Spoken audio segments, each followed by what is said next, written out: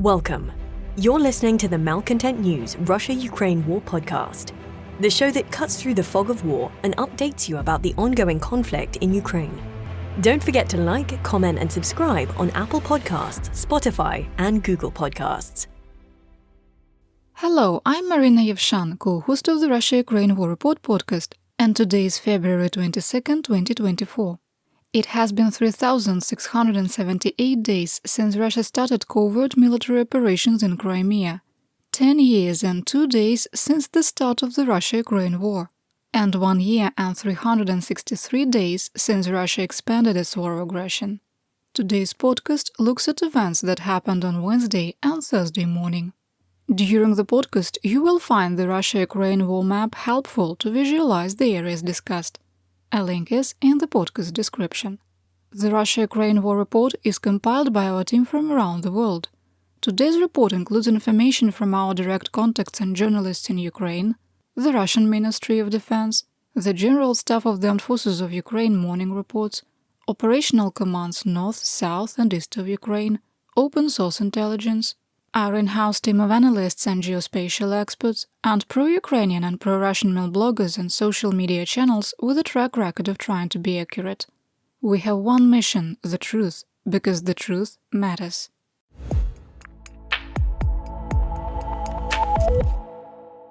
Let's start with the daily assessment. 1. Ukraine's acute shortage of ammunition and air defense missiles continues to impact the battlefield. 2. It is unlikely that Russia will achieve its main operational goal of capturing the remaining areas of the Luhansk and Donetsk oblasts and the areas east of Oskil River in northern Kharkiv Oblast by March the 13th. 3. The United States has ended financial and military aid to Ukraine unless there is an unforeseen event that changes congressional leadership before the 2024 elections. 4. The lack of media attention and the ending of US military aid has encouraged the Kremlin to be more transparent when committing grave breaches of the Geneva Conventions due to the lack of a meaningful response from international organizations. 5. Russian forces continue their offensive to capture Chasiv Yar west of Bakhmut. 6. Combat that closely resembles World War I trench warfare versus 21st century combined arms maneuver warfare will continue for the foreseeable future. 7. We maintain that while the possibility of an intentional nuclear accident caused by Russian occupiers at the Zaporizhzhia nuclear power plant remains low, the condition is more serious than what the International Atomic Energy Agency is reporting.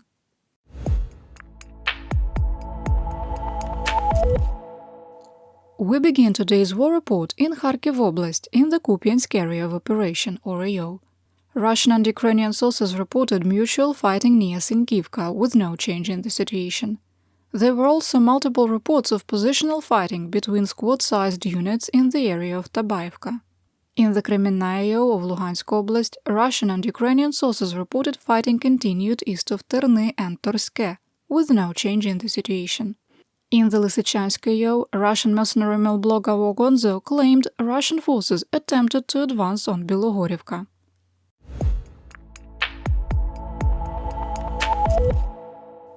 Next, let's talk about the Donbas, starting in northeastern Donetsk Oblast. In the Siversk Russian forces continued their attacks in the direction of Vyimka. Wogonzo claimed that Russian forces made, quote, slight progress. In the Bakhmut Russian sources reported that fighting continued in the area of Bogdanivka and east of Ivanivska, with no change in the situation. And in the Klishchiivka fighting continued northwest, north and east of Klishchiivka. Here is the situation in southwestern Donetsk Oblast. In the Avdiivka new claims were made by the United States press about the Russian capture of the settlement. An article in the Washington Post claimed that Ukrainian units started to withdraw from Avdiivka without orders. The leadership of the Ukrainian 3rd and 47th Brigades furiously denied the claim.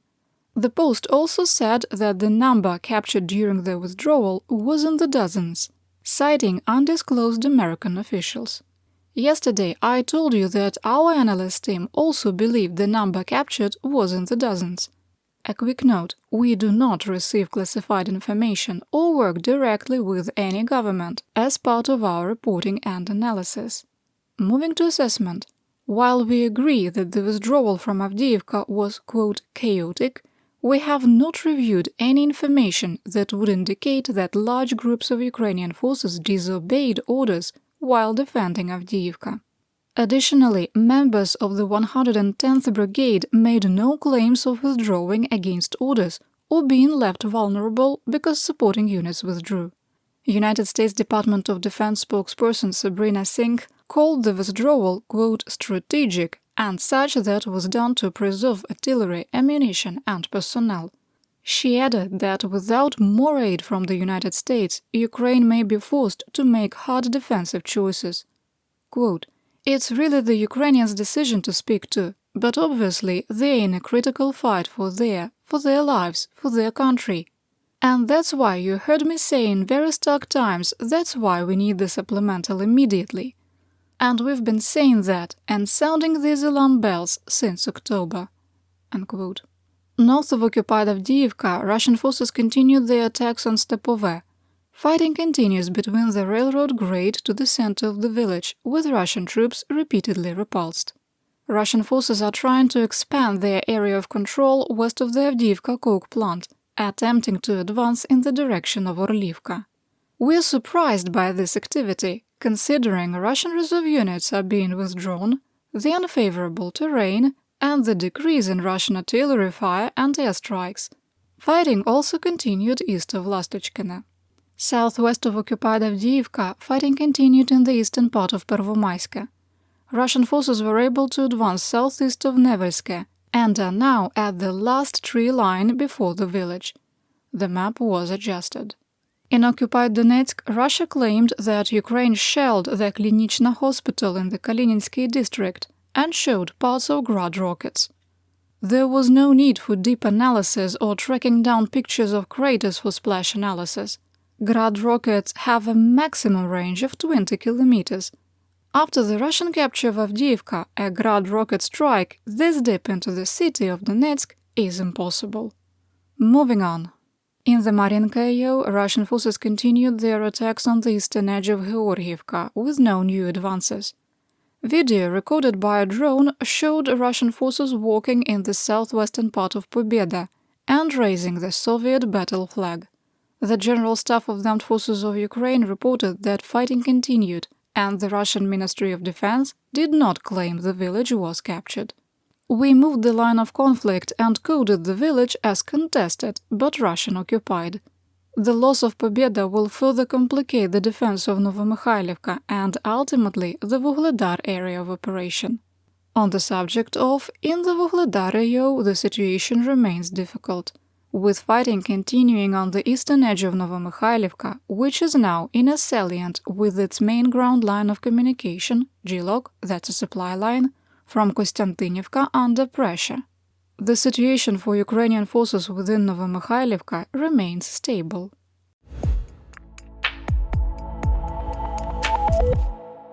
Fighting continued in Zaporizhzhia Oblast, and there are no indications Russia is setting conditions for a larger offensive. In the Orikhiv AO, fighting continued east of Mala Tokmachka and south and west of Robotyne. Ukrainian forces have stabilized their defensive positions. The International Atomic Energy Agency reported that the 330 kV backup line to the Zaporizhzhia nuclear power plant, or ZNPP, was damaged and has been disconnected since February the 20th. Director General Rafael Grossi said, quote, "The extremely vulnerable off-site power situation continues to pose significant safety and security challenges for this major nuclear facility. Even though the main power line remains in operation, the lack of backup power demonstrates that the nuclear safety and security situation at the plant remains precarious." Unquote. A single 750 kV line remains connected to the plant. Gross's statement comes a day after he told NBC News that ZNPP is, quote, "the most dangerous situation we have." Unquote.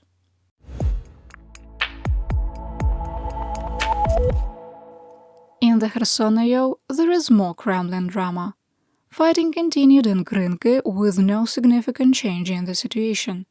When the Minister of Defense of Russia, Sergei Shoigu, met with President Vladimir Putin, the Russian leader challenged Shoigu's report that the village had been cleared, stating that Colonel General Mikhail Teplinsky told him that fighting continued. Shoigu publicly denied Teplinsky's claim and praised the work of the 8th Naval Infantry Brigade for completing their mission. Moving to assessment. The statements by Shoigu were met with another round of furious responses in the Russian information space, one level below the most popular channels. There have been reports for months that Colonel General Teplinsky has fallen out of favor with Shoigu. The public dismissal of his battlefield assessment indicates these reports are accurate. The exchange with Putin also suggests that there is a degree of distrust between Shoigu and the Russian leader, with Putin revealing he is receiving direct reports from Teplinsky. For the last 2 years, this type of palace intrigue did not end well for Shoigu's opponents. Russian propagandist Roman Avlight claimed that the commander of the 8th Brigade, Oleg Vlasov, was promoted to general due to the claimed Russian success in the Kherson AO. Near occupied Podokalinivka, Ukrainian drones observed Russian troops undergoing military training in the Oleshki Sands National Park. The formations were attacked by rockets fired by HIMARS, killing and wounding dozens. We'll link to the video in our situation report, and there is more information in the podcast description.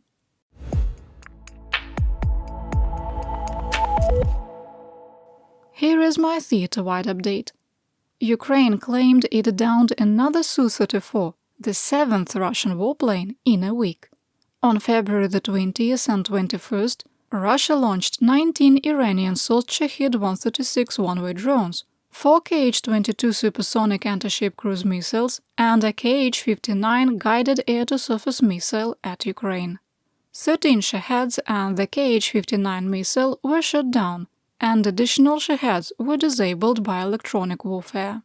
The main intelligence directorate of the Ministry of Defense of the Armed Forces of Ukraine, GUR, reported that Russia had added 2 more Iskander short-range ballistic missile launches on the border of Ukraine, raising the total to 48. The deputy chief of the GUR, Vadim Skibitsky, said that Russia has 470,000 ground troops on Ukrainian soil, adding that the number didn't include aerospace or naval forces. Speaking with the Wall Street Journal, the chief of the GUR, Kirill Budanov, said that Russia lacks the combat potential to capture free Donetsk and Luhansk oblasts in 2024. He stressed that Russia's professional army was largely destroyed in the first year of invasion, and the Kremlin is now throwing untrained conscripts into battle. The dark potato prince and illegitimate president of Belarus, Alexander Lukashenko, wanted to remind the world that he has nuclear weapons. Quote, "We have everything necessary to defend ourselves reliably and, as the military says, inflict crippling damage on the adversary. To be maximally prepared for neutralizing risks and threats." Unquote. Bringing up the Russian tactical nuclear weapons stored in his nation, which he does not have the codes to activate and launch, Lukashenko boasted, quote, "Today they are the most important element of deterrence." After some nuclear saber rattling, he went on to say he was worried about the discourse about World War III. Quote, "Now we are literally covered by an information wave of the so-called premonition of the Third World War. These are trends to be afraid of. Wait, you just told everyone you have nuclear weapons and suggested you're not afraid to use them. Then you complain about talk of World War III?" Yesterday, Sweden's military aid announcement included a listing for Torpedo 47. What is it? Ukraine will receive the new Torpedo 47 SLWT, sub-lightweight torpedo. The anti-submarine weapon is only 3 meters long, 315 kilograms, and carries a 50-kilogram warhead. It can be launched by ships, planes, helicopters, or, quote, makeshift carriers. That's a fancy way of saying uncrewed surface or subsurface vessels like the Ukrainian Sea Babies? Maybe. The torpedo has a range of 25 kilometers, a speed of up to 40 knots, and the ability to strike targets below 300 meters depth. When Ukraine sinks a ship, it is promoted to submarine. What does a submarine get promoted to if a spicy Swedish meatball sinks it? Canadian officials are reportedly still debating on whether to provide Ukraine with up to 80,000 70mm unguided rockets, which are slated for disposal. The Minister of Defense of Canada, Bill Blair, said the biggest challenge is that some of the rockets are decades old, and there is concern about their stability during shipping. Pentagon spokesperson Singh said that as soon as the US Congress reauthorized military aid to Ukraine, supplies could arrive in Ukraine within, quote, a few days. We had previously assessed that it was highly likely the US Department of Defense was staging materials in Europe in hopes that aid shipments would restart. The Prime Minister of the Netherlands, Mark Rutte, who is considered the frontrunner to be the new Secretary General of NATO, said that Europe needs to move forward with or without the United States. Quote, "Sooner or later, Europe will adapt to the current wave of challenges. Meanwhile, EU leaders are layering their fears on top of their own confusion. Europe should stop complaining about the possibility of Donald Trump's return and instead focus on helping Ukraine. We must stop whining, moaning, and grumbling about Trump. We must work with those on the dance floor."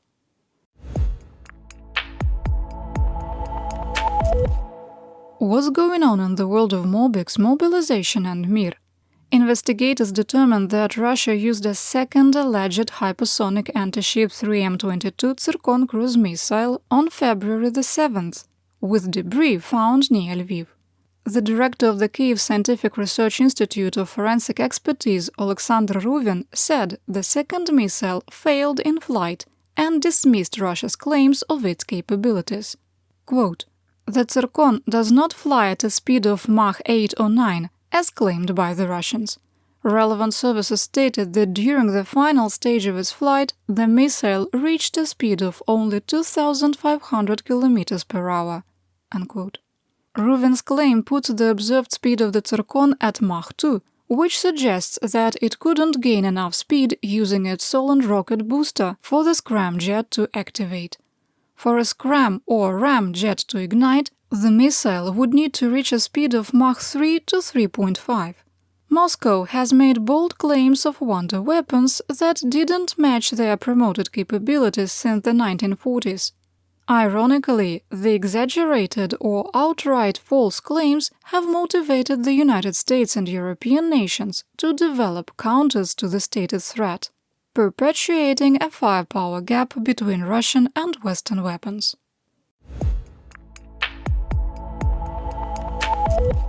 Putin's purge continues.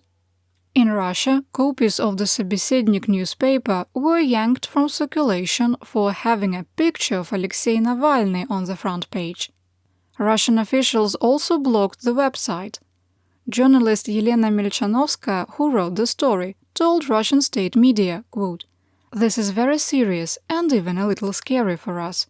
On February the 20th, Russian propagandist Vladimir Solovyov threatened the wife of Alexei Navalny, saying, quote, "The same fate awaits Navalnaya. If she comes to Russia, she will go to prison."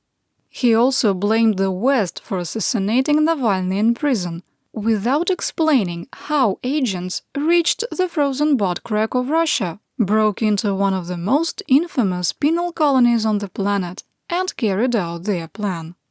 Quote, "The West is the only beneficiary of his death. Here he wasn't interesting to anyone, unwanted and forgotten, totally gone. They had to revive interest, shake things up, and disrupt the fantastic effect of the interview of our country's leader with Tucker Carlson."